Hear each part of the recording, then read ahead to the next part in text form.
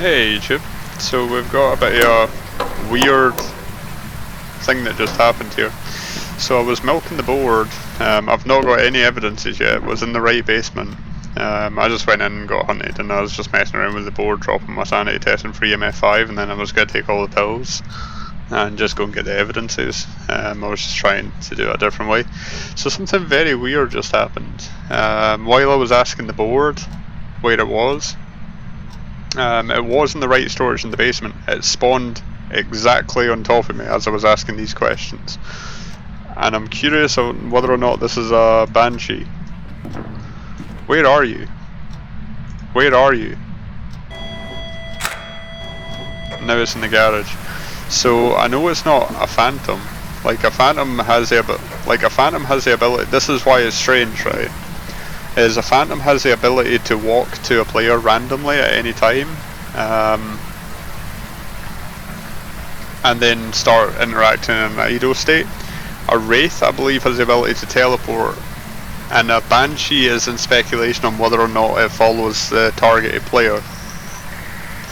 The reason I find this interesting is because I'm going to go for banshee. I'm just going to take a guess. No evidence here. I'm going to say it's a Banshee because of how close it was on top of me. So it'd be curious if it was a Banshee or a Wraith here. Because it means it teleported from the basement, the right basement, all the way to literally right on top of me when it started that hunt. It wasn't even just on the other side of the living room, it was on top of me. I'm curious if that was a Banshee that did that. Let's see. Here we go. Because I speculate a Banshee's got the same abilities as a Phantom that nobody really spoke about too much, and I've had occasions where Banshees have very clearly followed me around. There we go, it is a Banshee.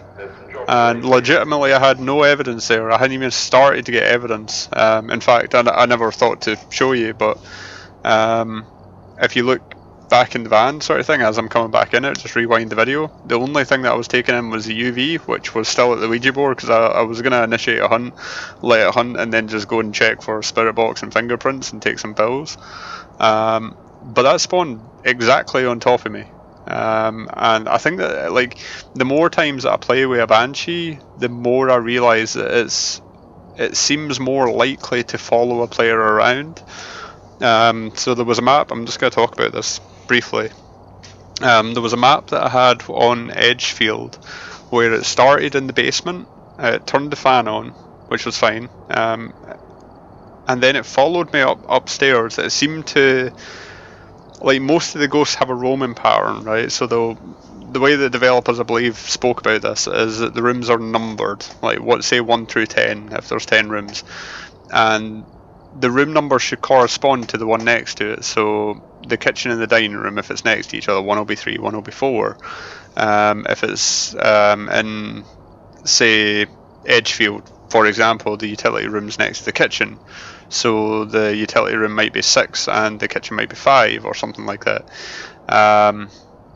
But the way sometimes those order systems are overlooked, and that's where you got ghosts that roam from one side of the map to the other because one of them was numbered wrong.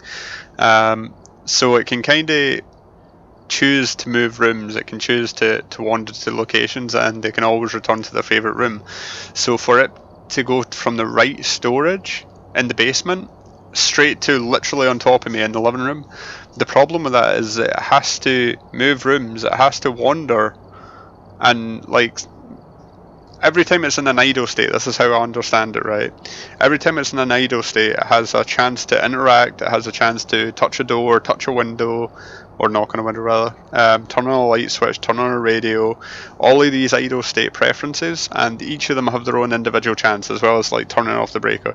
And then there's a chance, and they've got different probabilities for each of them, and then it's got a chance to wander to a set location within 3 meters of it. So it might set and that doesn't correspond to having a wall next to you. So it can set the waypoint through the wall, and then it has to take the shortest path to that, and it actually walks to it. So if you've got 2 rooms that are sort of divided by one wall, but the only way to get to the other room is to walk all the way around the house, and a good example of that is on, I think it's Bleasdale Farmhouse, the one where you've got the office on the left of you, as you go in, and then on the other side of that wall is a workshop on the very back of the house. But to get to it, it has to walk all the way around through the living room, through the kitchen, and past the wee utility room on the left, all the way around the house, right? So it can set that waypoint, and then it has to walk to it. That's fine, and then it'll like one of the indicators that it has, or one of the idle preferences that it always has, is to return to favorite room or return to the ghost room, right? So no matter how far it wanders away, if it rolls a number, if you think about it like this, if it rolls a number in a random number generator, it can always return to its favorite room, right? So if you had to assign a probability, it's probably in its room, right? Because it can always return back there, but it can't just choose to go to another location. This is getting on to what I'm saying now, is how does it get from the right basement storage to on top of me in the living room without following that order of, it would have to set a waypoint within 3 meters, go up the stairs, go to the kitchen, go to the sort of dining room area, then go to the living room, and then randomly, by the way, it has to not just be in that room, but be exactly on top of me in that room. Like a big room, and I'm not talking about it was a few feet in front of me, it spawned on top of me. Right, so now here's the issue with that, is the likelihood of that happening without it ever rolling a chance to return to its favourite room away back in the storage is pretty small, right? So the only other way is like it becomes more probable when it starts slowly moving its room. So it moves its room from the right basement to the hallway in the basement. Then from the hallway it moves up to the kitchen, and then from the kitchen it moves to the dining room, and then from the dining room it moves to the living room, and then obviously there's a chance that it'll be on top of you when you're in the living room. But it has to go through that process of changing its room. The likelihood of it just wandering there without doing that process is very, very slim. And we're talking about, literally I got hunted from the basement when I was playing about with it. It hunted from the basement. I went out to the van, brought that stuff in, brought a couple of cameras in to milk the board, and it was on top of me. There was no time for it to do that. So yes, a phantom's got the ability to wander to a player on any part of the map, which is kind of, it's really difficult to play against that when you're on a big map. Like let's say we located it's high school and you're with a group of people, you locate the room on the top right of the map, right? The top right classroom's the back of the right corridor up in the science classrooms or something like that. By the time you've brought the gear up there, let's say that somebody's up walking out the main entrance, right? So they come down and they go to walk out the main entrance and say the left door, say, but it doesn't matter. It's still going to be it's going to be a real pain in the neck doing this. And then all of a sudden it starts this process of walking down the hall to try and get to that player's location as he's walking out the front door, or even worse, there's a player on the other side of the school, right, that's looking for the Ouija board, looking for the bone, or just hasn't made his way over to the right side yet. So you locate the room on the right side, it starts wandering the entire school over to the left side. And then when it gets there, it goes into an idle state where it can interact and do all those things I was talking about, where it chooses if it touches a door or touches whatever, you know. And then everybody's set up on the wrong side of the school, and it's a real problem.